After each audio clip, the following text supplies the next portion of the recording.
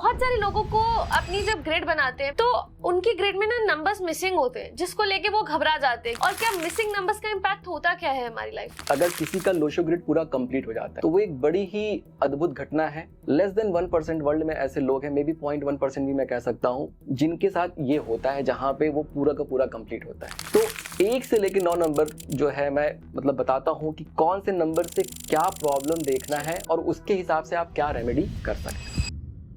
तो चलिए आज के मैं अपने गेस्ट से आपको इंट्रोड्यूस करती हूँ। बहुत ही बेहतरीन गेस्ट है, मैं कह सकती हूँ। उनका बोलने का अंदाज बहुत ही बढ़िया है। तो चलिए सीधा उनके बोलने के अंदाज पे चलते हैं। तो आज के हमारे गेस्ट है मिस्टर मनीष के मौर्य। वेलकम टू कार्मिक कृत्य सर। नमस्ते, thank you for having me in the show. नमस्ते सभी लोगों को। ऑलराइट सर, तो आज जो हम बात करने वाले हैं वो हम बात करने वाले हैं न्यूमरोलॉजी के बारे में। तो मैं अपनी ऑडियंस को बताना चाहती हूँ कि सर को 11 साल का एक्सपीरियंस है, 11 साल से वो इस फील्ड में है। तो आज आप लोगों को बहुत कुछ पता चलने वाला है और मुझे ये भी पता चला उन्हीं के थ्रू कि न्यूमरोलॉजी आपका फेवरेट सब्जेक्ट है, मैं कह सकती हूँ। Numerology is love. मतलब न्यूमरोलॉजी से सिंपल और अच्छा जो है सॉल्यूशन या डे टू डे लाइफ में उसको कैसे यूज करना है वो बहुत ही इजीली आप समझ सकते हैं। ऑलराइट, तो सर सबसे पहले ज्यादातर मैंने अभी तक ये क्वेश्चन किसी से नहीं पूछा है, बट मैं आपसे पूछना चाहूंगी कि आप इस जर्नी में कैसे आए आप न्यूमरोलॉजी की फील्ड में? तो देखिए, बाय एजुकेशन और by profession I am an engineer. मैं यूएस में रहता हूँ, वहाँ पे एमएनसी में काम करता हूँ, but by passion I am astronumerologist. अच्छा, तो क्या होता है कि सबके लाइफ में कहीं ना कहीं एक ऐसा पैच आता है जहाँ पे आपको चीज़ें अकॉर्डिंगली जैसा आपको चाहिए वैसा नहीं चल रही होती हैं। और जब मैं कहूँ अकॉर्डिंगली तो उसमें ऐसा होता है कि मान लीजिए कि आपने जितना हार्ड वर्क किया, अगर आपको उतना रिजल्ट मिलता है तो this is well good enough. अगर आप हार्ड वर्क करते चले जाए और अगर आपको रिजल्ट नहीं मिलता है तब वहाँ पे प्रॉब्लम आती है। तो लाइफ में एक ऐसा फेज आया जहाँ पे इस तरीके की चीज़ें हो रही थी, तो उसको एक्सप्लोर करने की कोशिश की गई कि क्यों ऐसा हो रहा है। और जब उसको एक्सप्लोर करने की कोशिश की तो being a science background, being an engineer, I think numbers are मतलब easily we can attach to that. तो उस डायरेक्शन में थोड़ा पढ़ना शुरू किया, देखना शुरू किया। और जब ये देखा कि मतलब नेम में इतनी पावर है कि आपका नाम बदल देंगे तो आपकी लाइफ बदल जाएगी, तो ये मुझे बहुत ज़्यादा एक्सेप्ट नहीं हुआ इनिशियली। अच्छा। तो मैंने लगभग 1-1.5 साल तो सिर्फ इसमें लगा कि नहीं ये चीज़ काम करती है। बट एक बार जब ये समझ में आ गया कि नहीं ये चीज़ काम करती है, then I started using it. मैंने अपनी लाइफ चेंज की, अपने फैमिली की लाइफ चेंज की, अपने लव्ड वन की लाइफ चेंज की। इवेंचुअली जो है फिर धीरे धीरे लोगों से जुड़ना शुरू किया, लोगों को कंसल्टेशन देना शुरू किया और वहां से वो जर्नी स्टार्ट। ऑलराइट, तो सर जब हम न्यूमरोलॉजी की बात करते हैं तो क्या इसके अंदर भी टाइप्स होती हैं न्यूमरोलॉजी में? देखिए, मेनली जो है ना 4 या 5 तरीके की न्यूमरोलॉजी जो है वो फेमस है। ठीक है, एक आपका पाइथागोरस हो गया, हिब्रू कबाला हो गया, कैल्डियन हो गया, लोशो ग्रिड हो गया और अपने इंडिया में वैदिक न्यूमरोलॉजी चलती है। ओके। मेनली जो नॉर्थ अमेरिका या जो वेस्टर्न जो है वहाँ पे आपका पाइथागोरस बहुत फेमस है। उसको आपको पता होगा, पाइथागोरस हम लोग सब लोगों ने हाई स्कूल में मैथ पढ़ा है, पाइथागोरस वाला, उनके इन्वेंटर वो थे।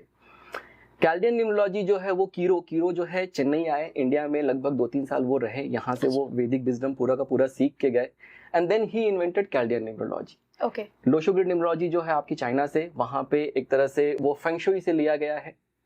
वैदिक न्यूमरोलॉजी जो है हमारे जो वैदिक विजडम है, जो हमारा एस्ट्रोलॉजी है, उससे लिया गया है। और हिब्रू कबाला जो है ये भी एक बहुत अहम रोल प्ले करता है। वहाँ पे लकी नंबर, मनी नंबर, इस तरीके की चीजें निकल के आती। They have like their own alphabet जिसको यूटिलाइज करके आपके लकी नंबर, मनी नंबर वगैरह को निकालना सिखाया जाता है।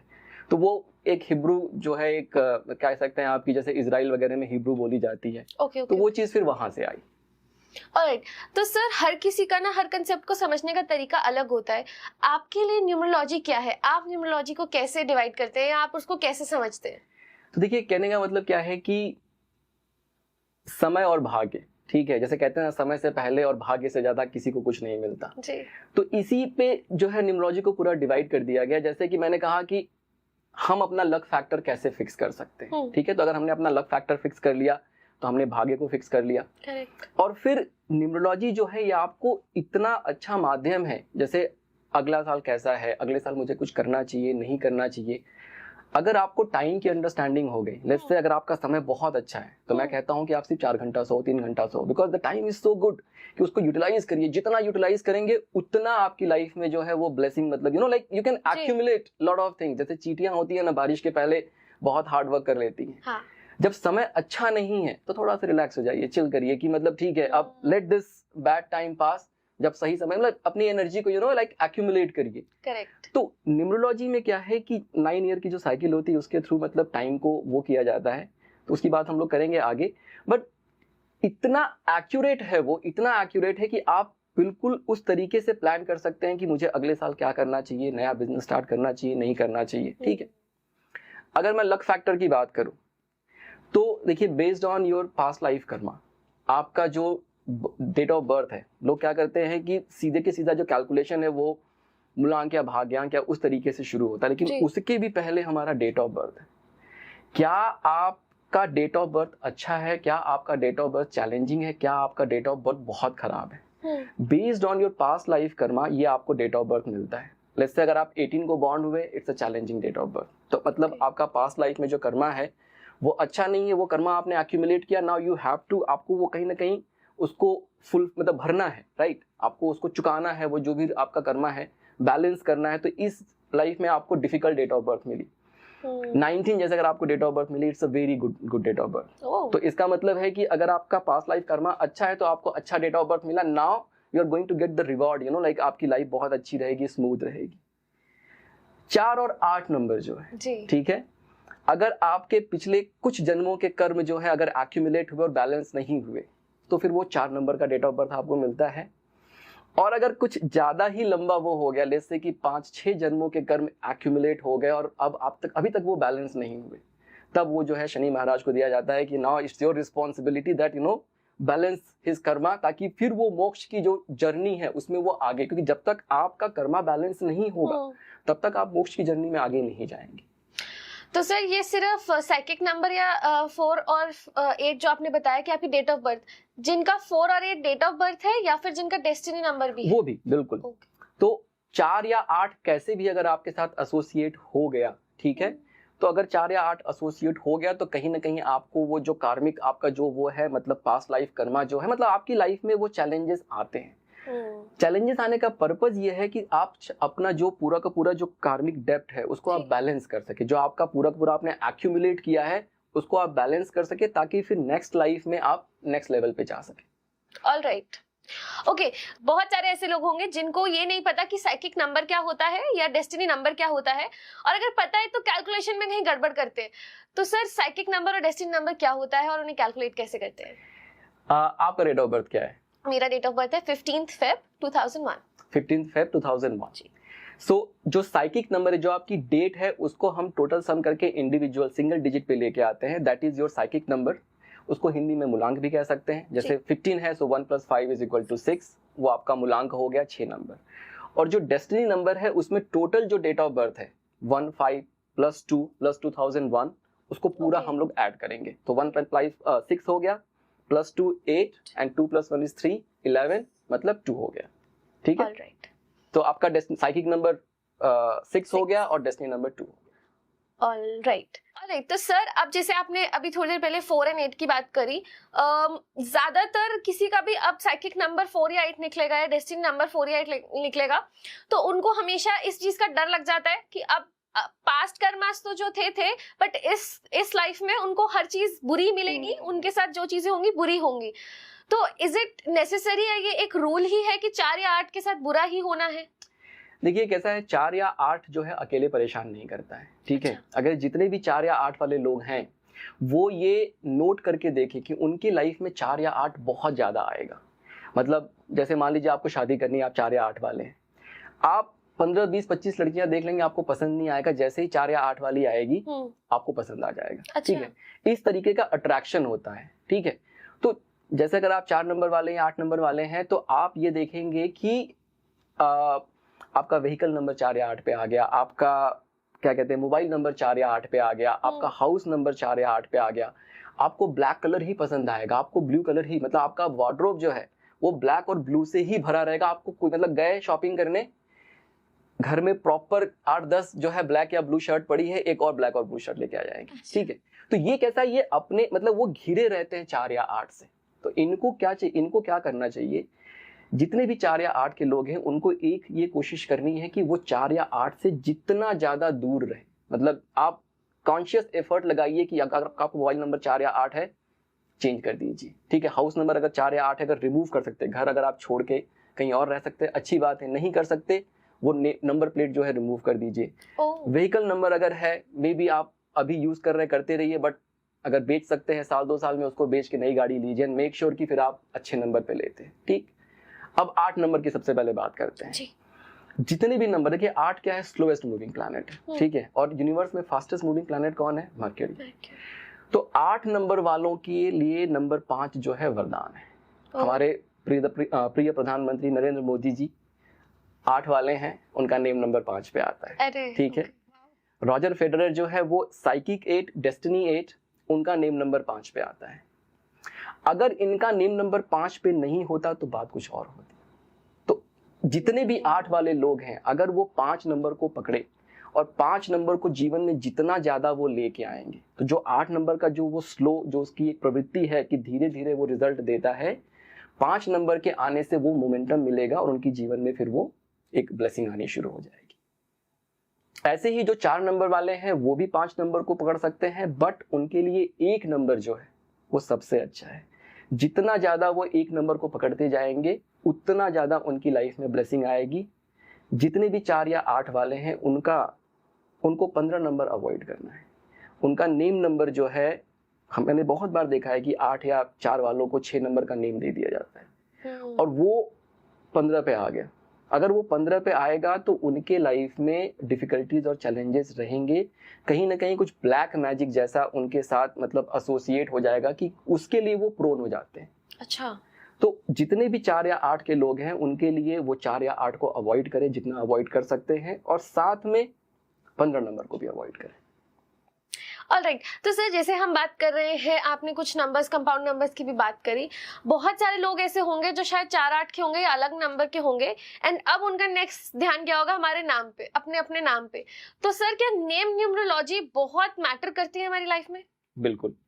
देखिए कैसा है ना कि जो अभी मैंने डेट ऑफ बर्थ की बात की थी, ठीक है, 3 कॉम्बिनेशन बनते हैं। आपकी डेट ऑफ बर्थ अच्छी है, आपका नेम नंबर अच्छा है। अगर ऐसा है तो आपकी लाइफ में बहुत ब्लेसिंग है। अगर आपका डेट ऑफ बर्थ अच्छा है और नेम नंबर अगर चैलेंजिंग है, तो अब ये क्या हो गया? नलीफाई हो गया। जो आप अच्छे डेट पे पैदा हुए हैं, जो वो लक फैक्टर वहां से आया, लेकिन नेम नंबर खराब आया, तो ये नलीफाई हो गया। तो एक मीडियोकर लाइफ आप जी के जो है, मतलब आपकी लाइफ वैसे निकल जाएगी। अगर आपकी डेट ऑफ बर्थ चैलेंजिंग है, ठीक है, और अगर आपका नेम नंबर भी चैलेंजिंग है, वहां पे समस्या आ जाती है। क्यों?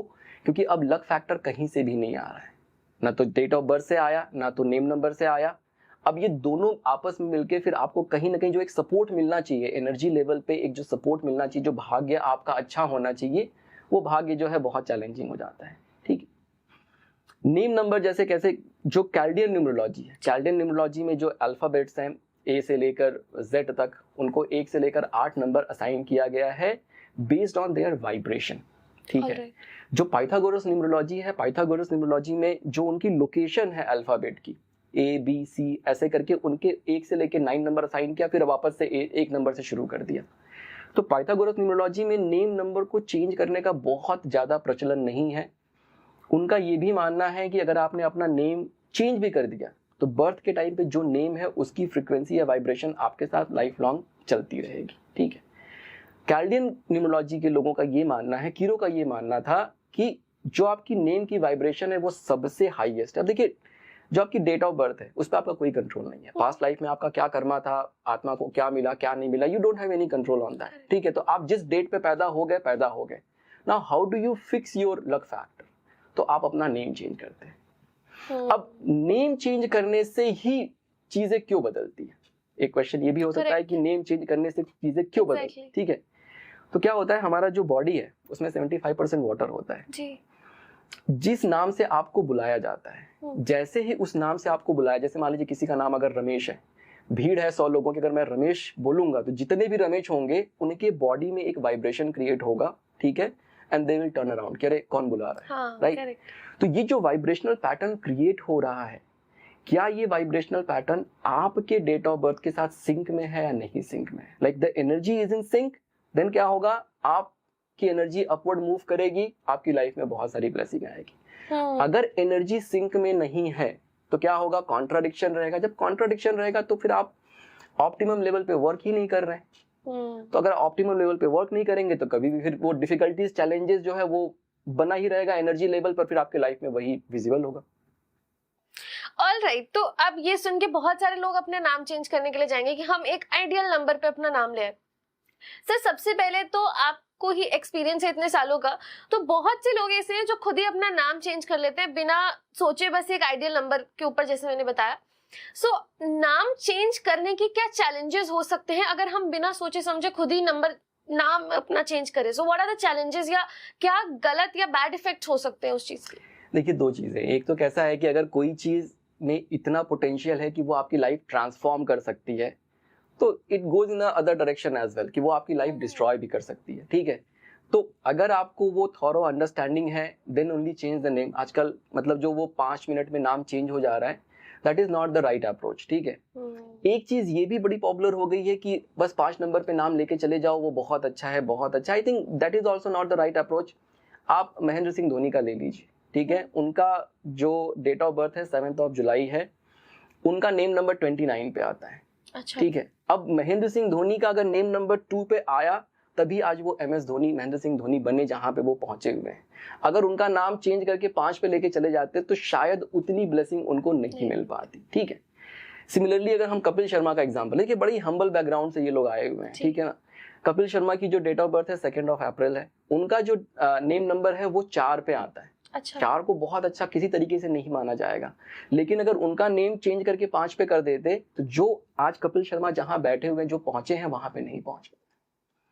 एक जो रीजन था 5 पे नाम ले जाने का, उसका जो मेन पर्पस था वो लोशो ग्रिड था। लोशो ग्रिड में पहले क्या होता था, पहले के समय में आपके पास बड़े सारे नंबर्स होते थे। जब आप 90s में पैदा हुए तो आपके पास बहुत सारे नंबर्स आ जाते थे। करेक्ट। तो वहां पे क्या, जब आपका 5 नंबर का नेम गया तो 5 नंबर के नेम ने जो ब्लेसिंग दी वो दी, उसके साथ साथ मल्टीपल जो लोशो ग्रिड में प्लेन कंप्लीट होते थे, उसकी वजह से जो है आपका लक फैक्टर बहुत बढ़ जाता था। तो एक धारणा या ऐसी प्रचलित हो गई कि 5 नंबर का नाम जो है बहुत अच्छा है, ठीक है। अब के जो बच्चे हैं उनके में ले दे के 3-4 नंबर होते हैं, ठीक है। उनको अगर आपने 5 पे नाम दिया तो 5 की जो ब्लेसिंग है वो उनको मिलेगी, बट वो पार्शियल ब्लेसिंग है। लोशो ग्रिड से जो उनको एक प्लेन कंप्लीट हो रहा है, मल्टीपल प्लेन कंप्लीट हो रहे हैं, वो वाला लक फैक्टर उनका नहीं बढ़ रहा है। तो थोड़ा सा इस माइंडसेट से बाहर निकलने की जरूरत है कि 5 नंबर का नाम जो है बेस्ट। ऑलराइट सर, तो अब बहुत सारे लोगों को इस चीज में भी कंफ्यूजन हो सकती है कि जैसे हमने एग्जांपल लिया MS धोनी का, या हमने एग्जांपल, हमको बहुत सारे लोग होंगे जो शायद सिर्फ एक लेटर या कुछ एब्रीवेशंस यूज करते हैं। तो सबसे पहले कंफ्यूजन ये कि नाम कौन सा चूज करें, जिस नाम से आपको बुलाया जाता है या जो आपका डॉक्यूमेंट नेम होता है? देखिए जो डॉक्यूमेंट नेम है उसका इम्पैक्ट रहेगा। देखिए अब जैसे मान लीजिए कि आपने अपना नाम चेंज कर लिया, ठीक है। आइडियल सिनेरियो क्या है, अगर मैं किसी को कंसल्टेशन देता हूँ, बोलता हूँ नाम चेंज करिए, तो उनको बोलता हूँ 6-8 महीने यूज करिए, see how life is changing and if you are happy and comfortable then go ahead and change the name. तो वो सबसे आइडियल सिनेरियो है। बट लेट्स से कि अगर आप फॉर सम रीजन आप अपना नाम चेंज नहीं कर सकते, तो जो डॉक्यूमेंट का नाम है वो कितनी बार यूज हो रहा है, मतलब आपने कहीं ऑफिशियल कोई डॉक्यूमेंट फॉर्म भरा या इस तरीके से, तो वो बहुत कम बार यूज हो रहा है एंड बिकॉज ऑफ दैट उसका जो वाइब्रेशन है वो थोड़ा कम हो जाता है। जो आपने नाम यूज करना शुरू किया, जैसे आपने अपने फेसबुक पे, सोशल मीडिया पे, अपने फ्रेंड्स एंड फैमिली में, हर जगह, जो अपने ऑफिस के सिग्नेचर में, लेट्स से ईमेल सिग्नेचर में आपने वो नाम यूज करना शुरू किया, तो जितना ज्यादा ये नेम ट्रैवल करेगा उतना ज्यादा धीरे धीरे उसकी जो वाइब्रेशन है वो फैलती जाएगी। जैसे मैं अगर बात कर रहा था ना कि नेम का इतना इम्पैक्ट कैसे रहता है, ठीक है। तो जब आपका नाम चेंज होता है, ठीक है, अब जो वाइब्रेशनल पैटर्न है आपकी बॉडी में वो चेंज होने शुरू हो जाते हैं, ठीक है, बिकॉज अब वो नया वाइब्रेशन आ गया। Now this new vibration is in sync with your जो आपका साइकिक नंबर है, डेस्टिनी नंबर है, चाहे आपका डेट ऑफ बर्थ है। तो जब ये आपस में सिंक होते हैं, now your energy is optimum, ठीक है। जो आपकी एनर्जी वो ऑप्टिमम, जीवन में जो भी हो रहा है वो आपके थ्रू ही हो रहा है, आपकी एनर्जी के थ्रू ही हो रहा है। और जितनी भी चीजें हम यूज करते हैं, चाहे न्यूमरोलॉजी यूज करें, एस्ट्रोलॉजी यूज करें, बाकी की जितनी चीजें, अल्टीमेटली वो आपकी एनर्जी को बढ़ाने के लिए ही। ऑलराइट, तो सर ये सेम इम्पैक्ट हमारे कंपनी नेम या बिजनेस नेम्स पे भी होता है? हाँ बिल्कुल। देखिए कंपनी नेम का कैसा है कि लेट्स से कि आपने एक कंपनी स्टार्ट की, उसका जो नेम नंबर है, कंपाउंड नंबर जिसको कहते हैं, मान लीजिए कि बहुत अच्छा नहीं आता, मान लीजिए वो 2 नंबर पे आता है, ठीक है। अब उसके जो ओनर है उस टाइम पे उनके थ्रू उसको देखा जाएगा कि इनका जो डेट ऑफ बर्थ है या इनका जो साइकिक डेस्टिनी है उसके साथ ये कंपनी नेम जो है जेल कर रहा है या नहीं कर रहा है, ठीक है। अगर मान लीजिए कि 2 नंबर उनके लिए लकी है तो वो बिजनेस क्या है, चल निकलेगा, ग्रो कर जाएगा। लेकिन अगर वो चैलेंजिंग है, ठीक है, मान लीजिए वो चैलेंजिंग है, तो जब तक ये है इनके भाग्य से उस कंपनी का भाग्य चल रहा है। मान लीजिए अब नेक्स्ट जनरेशन आई, नेक्स्ट जनरेशन ने जब टेक ओवर किया, अब ये जो कंपनी नेम है अगर उसमें आपस में कॉन्ट्राडिक्शन है तो फिर क्या है, अब वो लक फैक्टर जो था वो चला गया, अब वो डाउनवर्ड मूवमेंट शुरू हो जाएगा। वर्सेस मान लीजिए आपने कंपनी स्टार्ट की, उस कंपनी का नेम जो है अगर वो कंपाउंड नंबर अच्छे नंबर पे आता है, ठीक है, तो अब वो जो है एक मोमेंटम इनिशियल अगर बिल्ड हो गया और एक जगह पर अगर वो पहुंच गया, जैसे आप एशियन पेंट्स की बात कर लें, एशियन पेंट्स जो है 33 पे आता है, ठीक है। अब वो एशियन पेंट्स इनिशियल एक बार जब उसको सक्सेस मिल गया, एक लेवल पे वो पहुंच गया, तो उसकी वाइब्रेशन, पॉजिटिव वाइब्रेशन फ्रीक्वेंसी इतनी फैल गई यूनिवर्स में कि अब उसको कोई भी चलाए बहुत फर्क नहीं पड़ता है, ठीक है। अब वो जो इंडिविजुअल जो वो था वो खत्म हो गया। इसीलिए कंपनी का जो नेम है उसको अच्छे नंबर पे अगर आप रखते हैं तो जनरेशंस एंड जनरेशंस जो है उसमें मतलब कहीं ना कहीं वो मतलब वो कंपनी जो है सस्टेन कर जाएगी। जैसे अगर मैं एग्जांपल लूँ अपने कंपनी का, ठीक है, स्टार साइन जैसे है। अब देखिए ये भी एक बहुत बड़ा मतलब जिस तरीके से कैलकुलेट किया जाता है, ठीक है, जैसे आप देखेंगे अगर तो स्टार साइन एक साथ लिखते हैं हम लोग हमेशा, ठीक है, कभी भी स्टार अलग और साइन अलग नहीं लिखा जाता है, क्योंकि अगर मैंने स्टार और साइन अलग लिख दिया तो उसकी वाइब्रेशन चेंज हो गई, और एक साथ लिख दिया तो उसकी वाइब्रेशन चेंज हो गई, ठीक है। जब आपने अलग अलग कर दिया तो जो स्टार है वो 11 पे आता है, साइन जो है वो 12 पे आता है, ठीक है। तो कैल्डियन न्यूमरोलॉजी में रूटिंग करके एक कंसेप्ट है जिससे हम लोग नेम नंबर कैलकुलेट करते हैं। तो उसमें क्या होता है कि जो 11 नंबर है, 11 नंबर मास्टर नंबर है, उसको आप रिड्यूस नहीं करते हैं, तो 11 एज इट इज नीचे आएगा, और जो 13 है, जो 12 है, वो 3 बन के नीचे आएगा। सो 11 + 3 = 14। तो स्टार साइन अगर मैंने अलग अलग लिखा तो वो नेम नंबर 14 पे आ गया, ठीक है, वो कंपाउंड नंबर 14 पे आ गया। 5 फाइनल नंबर है बट कंपाउंड नंबर 14 पे आ गया। अगर हम एक साथ लिखते हैं तो वो कंपाउंड नंबर 23 पे आता है।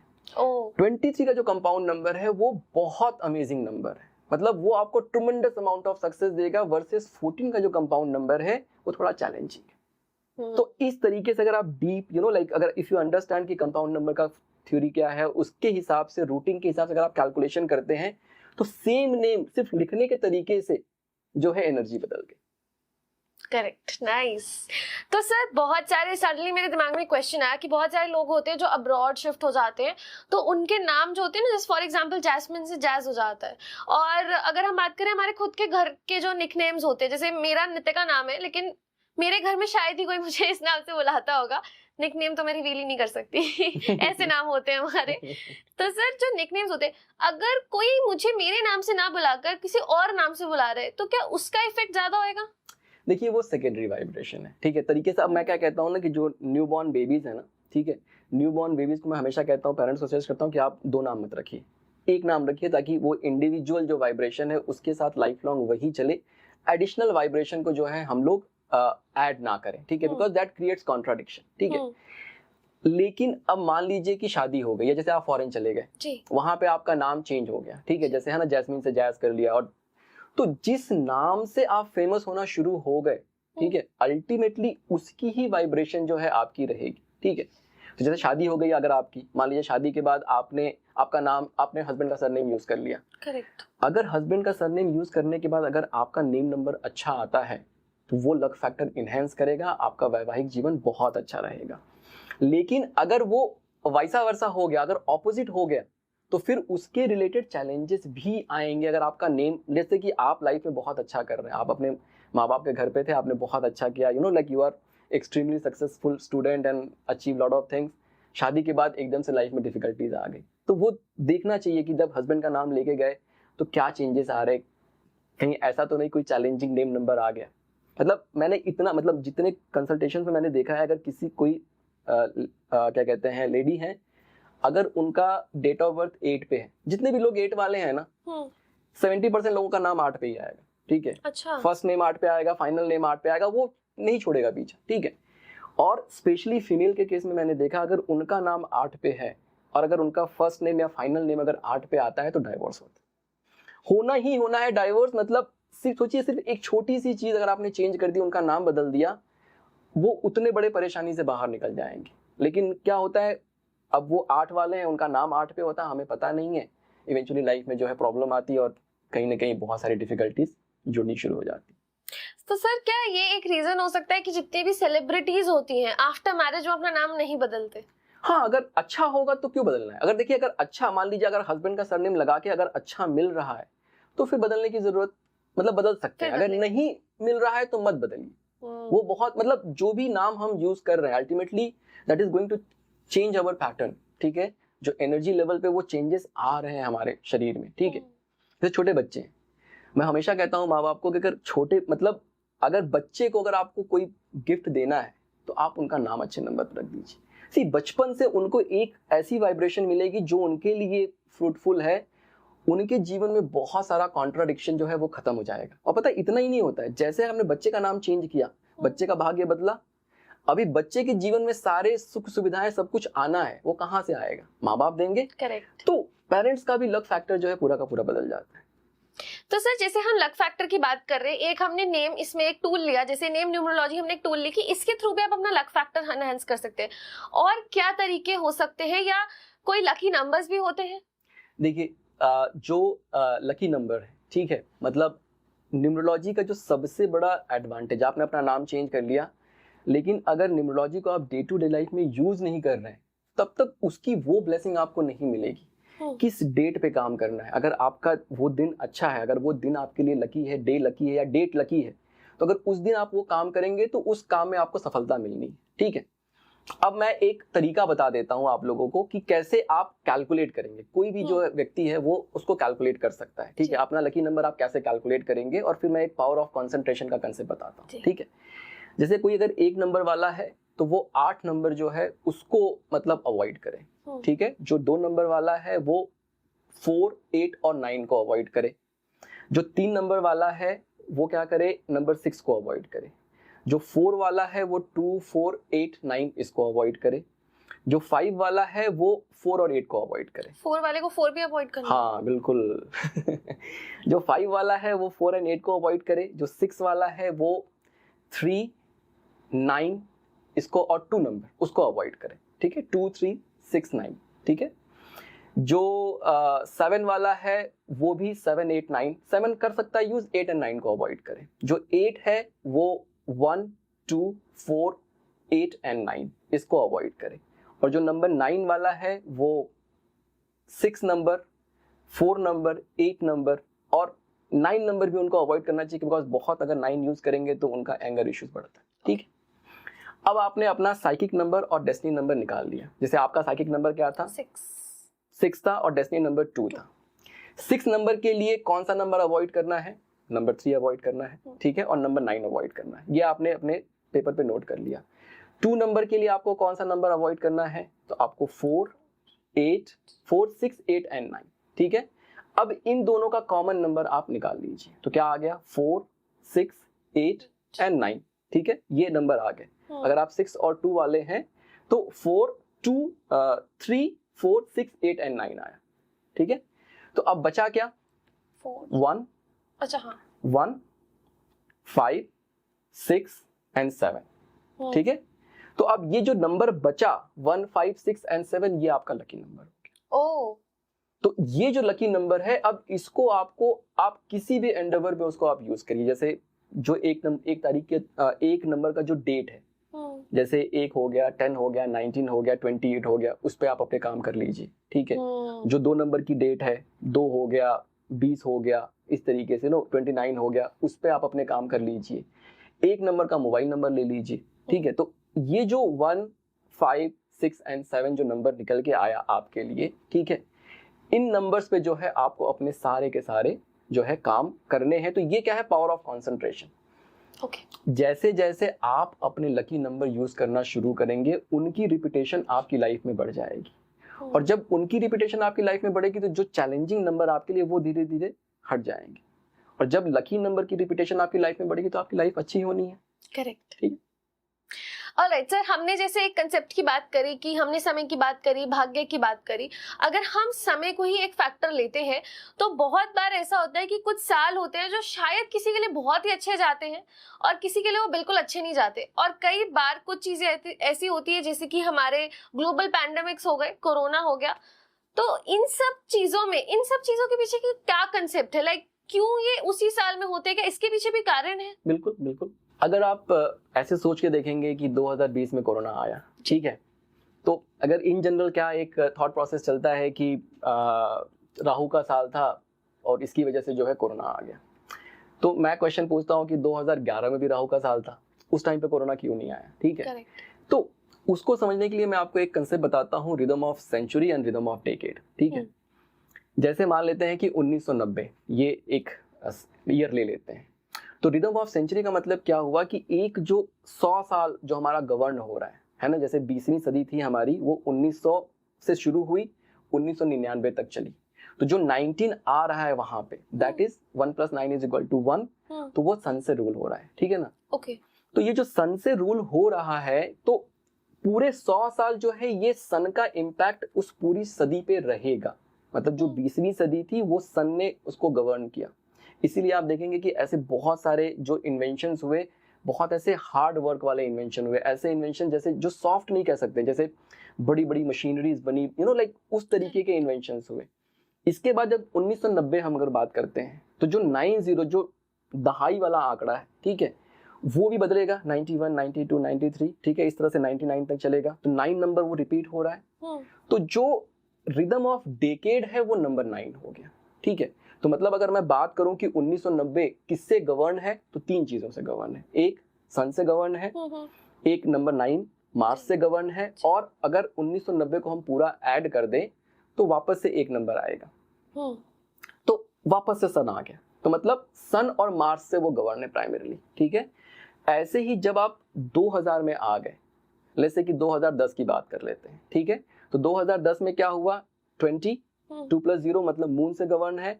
तो अब जो 21वीं शताब्दी हमारी चल रही है वो अब प्राइमरीली मून से गवर्न है।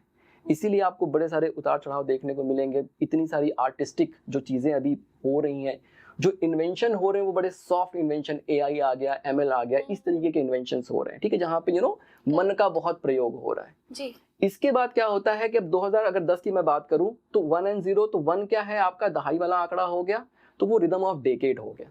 ठीक, तो 2010 जो है सन से गवर्न हो रहा है, मून से गवर्न हो रहा है रिदम ऑफ सेंचुरी की वजह से, 10 की वजह से सन से गवर्न हो रहा है, और जब 2 + 1 को ऐड करेंगे नंबर 3, तो मतलब प्राइमरीली जो है सन मून से गवर्न हुआ, फिर सन से गवर्न हुआ, और साथ में जो है आपका जुपिटर भी आ गया। तो 2010 की जो अगर यूनिवर्सल हम ब्लेसिंग देखें तो वे इसमें इन तीनों नंबर का जो है इम्पैक्ट आएगा। अब क्या होता है कि जैसे मान लेते हैं 2020 में आते हैं, ठीक है, 2019 तक जो है मून था और सन, डेकेड जो था सन था।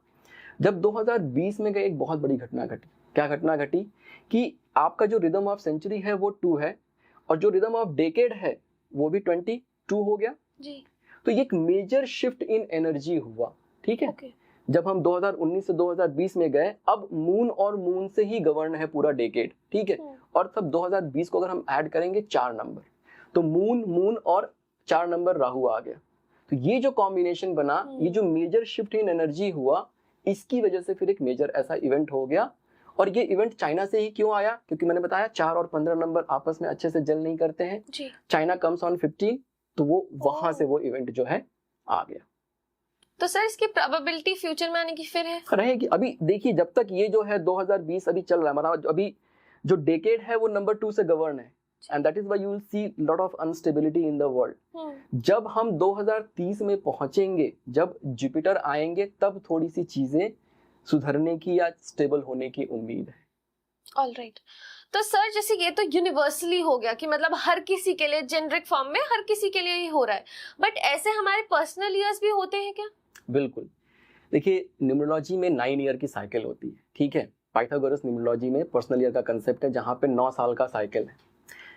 अगर आपको कुछ भी नहीं आता है, आप सिंपली आज देख लीजिए, ठीक है, आज से 9 साल पीछे जाइए, अपनी लाइफ को एनालाइज करिए, जैसी एनर्जी, जैसा समय बीता है, लगभग वैसा ही समय अभी बीत रहा होगा। तो अगर आपको मान लीजिए न्यूमरोलॉजी का कुछ भी नहीं आता है, and you just want to understand कि मेरा समय कैसा होने वाला है अगले साल से 9 साल पीछे जाइए, देखिए कैसी चीजें हुई थी। अगर बहुत सारा सक्सेस मिला है तो गेट रेडी, वो वापस से आने वाला है। ठीक है, वो रिपीट होता है, 9 ईयर की जो साइकिल है वो रिपीट होती है। ठीक है, पर्सनल ईयर कैसे कैलकुलेट करते हैं? जी। तो पर्सनल ईयर कैलकुलेट करने के लिए लेट्स से कि आपकी डेट ऑफ बर्थ ले लेते हैं 15 फरवरी, तो जिस ईयर का पर्सनल ईयर आपको कैलकुलेट करना है वो अपने ईयर को रिमूव करिए और इस ईयर को वहां पे रख दीजिए, मतलब 15 फरवरी 2024, ठीक है। अब इसको अगर हम ऐड करते हैं तो 15 प्लस 2 17 हो गया, 8 आ गया, और 2024 also comes on 8, so 8 plus 8 is equal to 16, वो आपका पर्सनल ईयर 7 आ गया। इस तरीके से उसको सिंगल डिजिट पे कन्वर्ट करेंगे तो 1 से लेके 9 पर्सनल ईयर आपके आ जाते हैं, ठीक है। इसमें क्या है कि एक मतलब मोटा मोटा मैं बता देता हूं कि जैसा अगर आपका पर्सनल ईयर 1 आया, 3 आया, 5 आया और 6 आया, तो ये अच्छा समय है, ठीक है। इन समय पे आप एक्सपेक्ट कर सकते हैं कि जीवन में कुछ अच्छा होगा, तो उसको यूटिलाइज करिए। देखिए, प्रेडिक्शन का पर्पस ये नहीं है कि किसी ने बता दिया कि तुम्हारा अच्छा समय खराब समय, how do I utilize the time, ठीक है। हम अपने समय को कैसे, उस पर एक्ट कैसे करते हैं, that is very very important, ठीक है। तो वो पर्सनल ईयर 1, 3, 5 एंड 6 अगर आ रहा है, आप पहले से रेडी हो जाइए, बी प्रिपेयर कि इस साल हार्ड वर्क करना है, अब सारी चीजें एक्यूमुलेट करनी है, ठीक है। इसके अलावा जब पर्सनल ईयर 2 आ रहा है, चाहे 4 आ रहा है, 8 आ रहा है, 7 भी थोड़ा ठीक ठाक है, 8 और 9 अगर आया तो 8 और 9 जो है थोड़ा सा मतलब ये चैलेंजिंग है, ठीक है। यहाँ पे चीजें थोड़ी स्लो होंगी, आपको एक्सपेक्टेड रिजल्ट नहीं मिलेगा, तो पहले से वो माइंडसेट बना के, जैसे मान लीजिए आपका ऑफिस में प्रमोशन ड्यू है, आपका पर्सनल ईयर 9 आ गया, ठीक है। पर्सनल ईयर 9 क्या करता है, थोड़ा सा एग्रेसिव बनाता है। अब जाके आपने ऑफिस में अपने बॉस से बहस कर ली, रही सही नौकरी भी चली गई, ठीक है। तो उस तरीके से एक्ट नहीं करना है, थोड़ा सा शांत हो जाना है। जब आपका पर्सनल ईयर 1 आया, now is the right time, you go and ask कि भैया अब मैंने बहुत साल से काम किया है, मुझे प्रमोशन चाहिए, can I get the promotion, और वो साल आपको मिल जाएगा। ये एक चीज हो गई, ठीक। दूसरी चीज हम लोग एक चीज देखते हैं, इवेंटफुल ईयर, जो कि कैल्डियन से कंसेप्ट लिया गया है। अच्छा। जैसे अगर आपका डेट ऑफ बर्थ 15 है तो नंबर 6, ठीक है।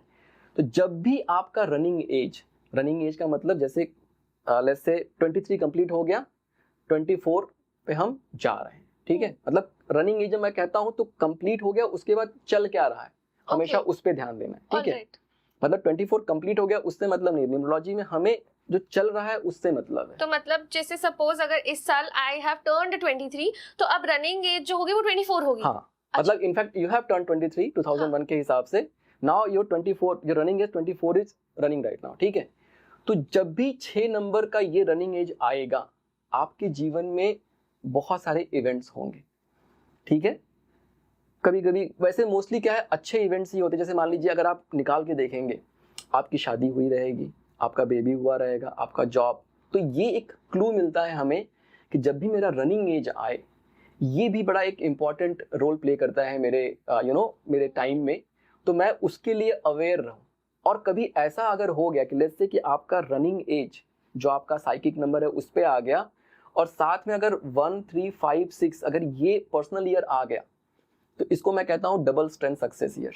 तो मतलब उस साल तो आप जो चाहे वो कर लो, मतलब आपको सफलता मिलनी ही मिलनी, मतलब life will go to next level. होता क्या है, हमें इन चीजों की अंडरस्टैंडिंग नहीं होती है, तो हम लोग क्या करते हैं, जब समय अच्छा आता है थोड़ा हम रिलैक्स हो जाते हैं, ठीक है, कि चीजें सही चल रही हैं, ठीक है।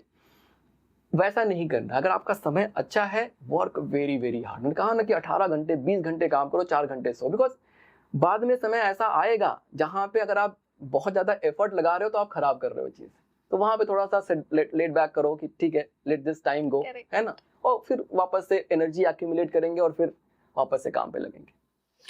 ऑलराइट, तो जैसे अगर किसी का रनिंग ईयर जो भी है, अगर वो सपोज करो कि मेरा भाग्यांक 2 है, तो अगर वो 2 भी टोटल हो रहा है तो भी वो वही इफेक्ट देगा, या सिर्फ मूलांक से ही मैच? मूलांक से ज्यादा देखते हैं उसको। ऑलराइट, तो अगर किसी का पर्सनल ईयर अच्छा नहीं चल रहा तो उसके लिए कोई रेमेडीज सर? यस, देखिए पर्सनल ईयर, मेरा ऐसा कहना है कि वो अच्छा हो चाहे खराब हो, ठीक है, पर्सनल ईयर की रेमेडी हर किसी को करके चलनी चाहिए।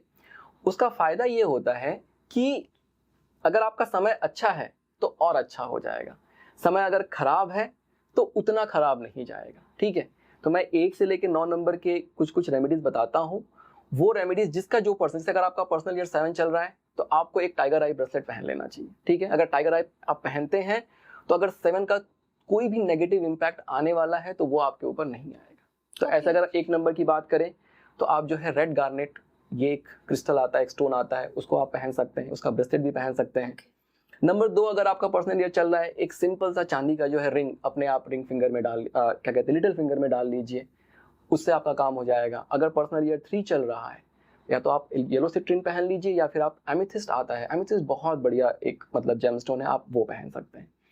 पर्सनल ईयर अगर 4 आता है तो आप 5 मुखी रुद्राक्ष जो है, ठीक है, बहुत सारे लोग गोमेद वगैरह पहनने के लिए सजेस्ट करते हैं, नहीं पहनना चाहिए। पर्सनल ईयर अगर 4 आ रहा है तो आप 5 मुखी रुद्राक्ष की आप माला पहन सकते हैं, या फिर अगर एक बीड़ा पहनना चाहें तो उसको आप मतलब हाथ वगैरह में बांध सकते हैं। पर्सनल अगर 5 आ रहा है तो आप ग्रीन जेट का ब्रेसलेट आता है, वो डायमंड कट वाला होता है, उसको आप पहनिए। पर्सनल ईयर अगर 6 है तो व्हाइट क्रिस्टल, जो क्रिस्टल होते हैं उसका मतलब एक ब्रेसलेट आता है, आप वो पहन सकते हैं। पर्सनल ईयर अगर 7 आ रहा है तो मैंने टाइगर आई बताया आपको। पर्सनल ईयर 8 अगर 8 आया तो आप एमेथिस्ट पहनिए। पर्सनल ईयर अगर 9 आया तो रेड जैस्पर पहनिए। जब हम ये उपाय करते हैं तो उससे क्या होता है कि जो समय खराब होने वाला है, खराब जाने वाला है, फिर उतना नेगेटिव इम्पैक्ट जो वो प्लैनेट जो नेगेटिव एमिशन आपके ऊपर कर रहा है थ्रू दीज जेमस्टोन, उसका वो क्या कहते हैं, प्यूरिफाई होके वो उतना इम्पैक्ट नहीं रह जाता फिर। ऑलराइट सर, आपने मैं कह सकती हूँ हमारे ऑडियंस की दुखती रग छेड़ दी हमारे को रेमेडीज देकर, ये उनका सबसे फेवरेट पार्ट रहता है।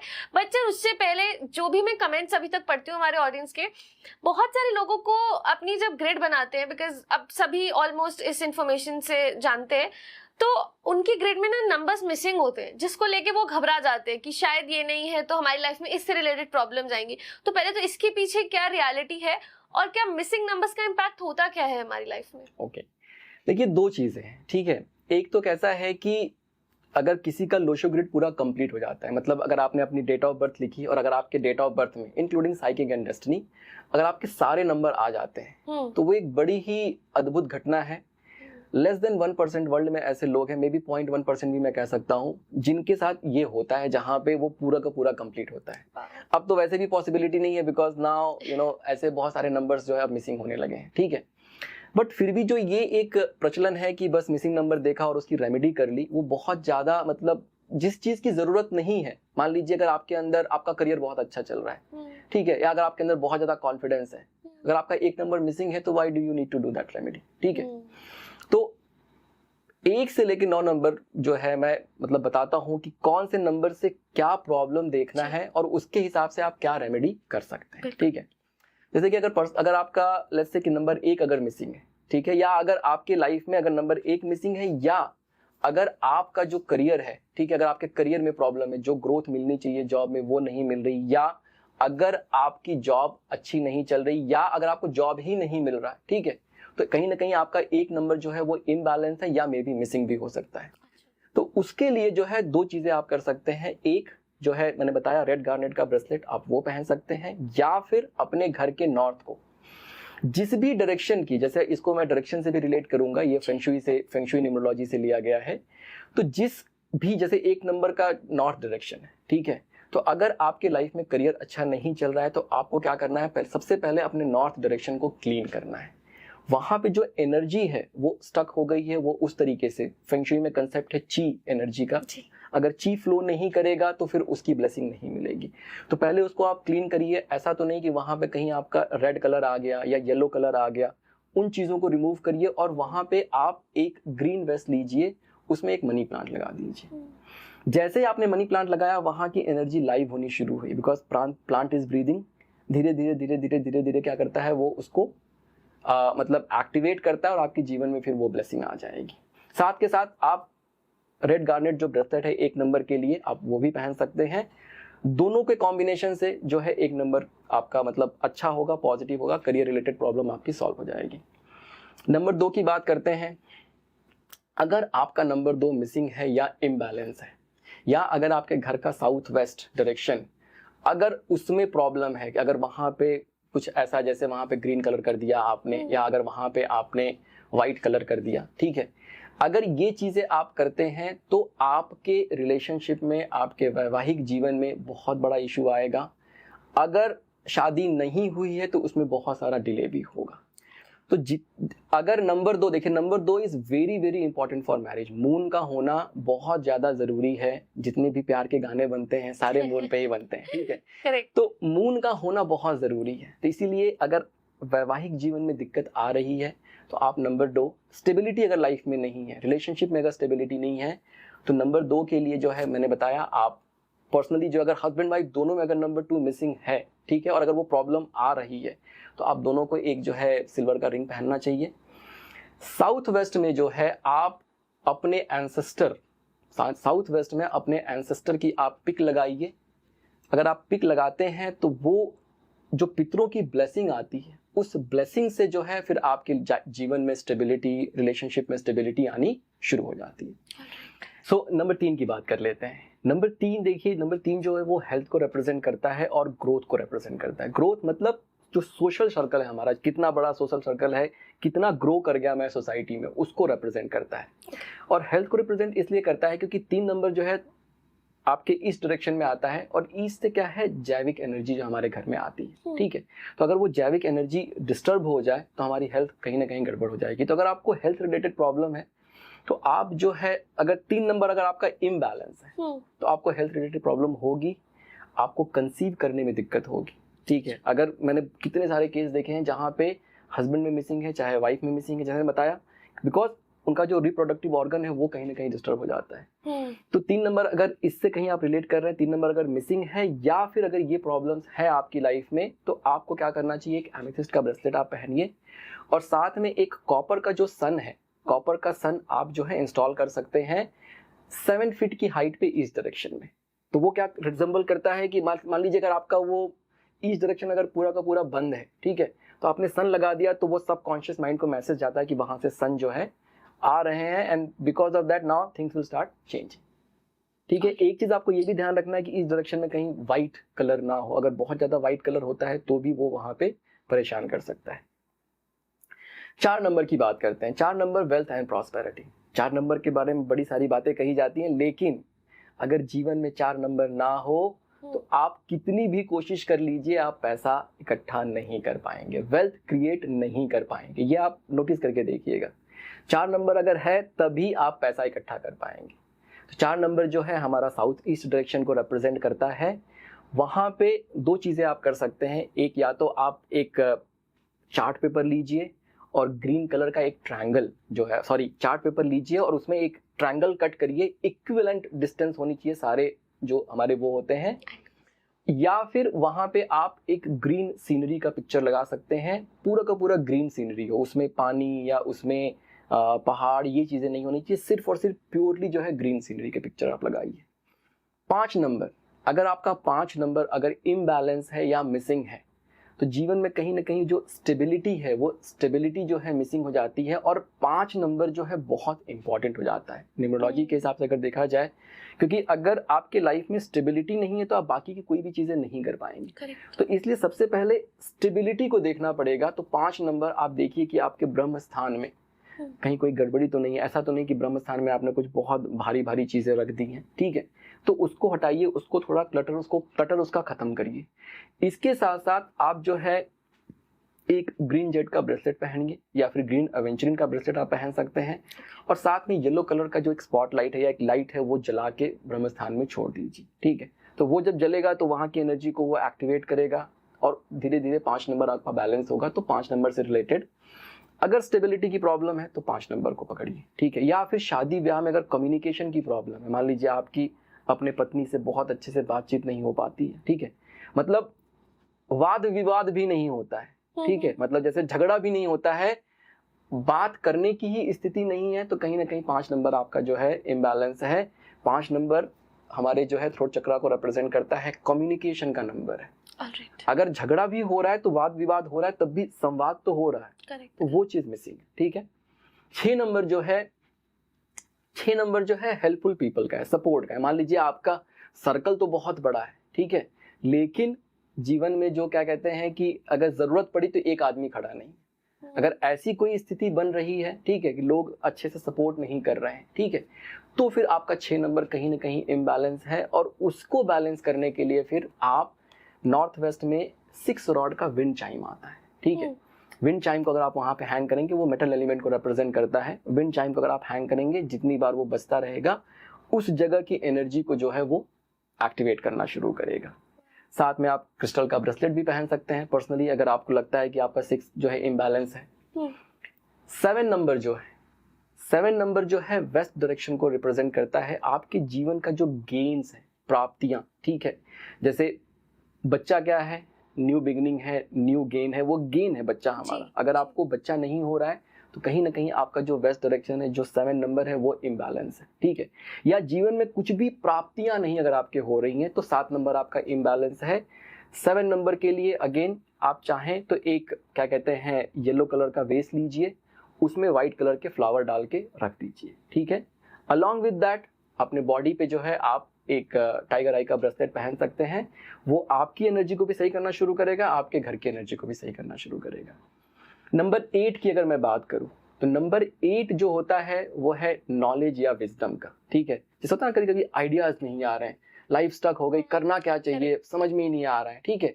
या फिर आपके अंदर हार्ड वर्क की जो कैपेबिलिटी है वो कहीं ना कहीं खो गई, मतलब करना है, काम भी है, लेकिन करने का मन नहीं कर रहा। अगर ऐसा कोई सिचुएशन बन रहा है तो कहीं ना कहीं आपका 8 नंबर जो है इम्बैलेंस है या नेगेटिव है। तो उसके लिए 2 चीजें कर सकते हैं। एक तो आप एमेथिस्ट का ब्रेसलेट पहन लीजिए, ठीक है। एमेथिस्ट बहुत बड़ा मतलब रामबाण उपाय है नंबर 8 के लिए, ठीक है। इसके साथ साथ आप क्या कर सकते हैं कि नॉर्थ ईस्ट डायरेक्शन में आप एक पिरामिड इंस्टॉल करिए। पिरामिड देखिए प्लास्टिक का भी चलेगा, उसकी शेप प्रॉपर होनी चाहिए, उसमें क्या कहते हैं गोल्डन रेशियो वगैरह का कंसेप्ट होता है। पिरामिड जरूरी नहीं कि क्रिस्टल का ही हो, अगर प्लास्टिक का भी पिरामिड अगर उसका शेप प्रॉपर है तो वो काम करना शुरू कर देगा।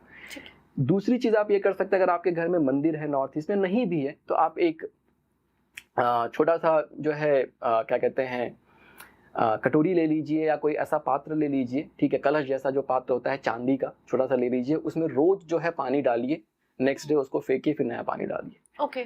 तो वो क्या करेगा, नॉर्थ ईस्ट डायरेक्शन को धीरे धीरे एक्टिवेट करना शुरू करेगा।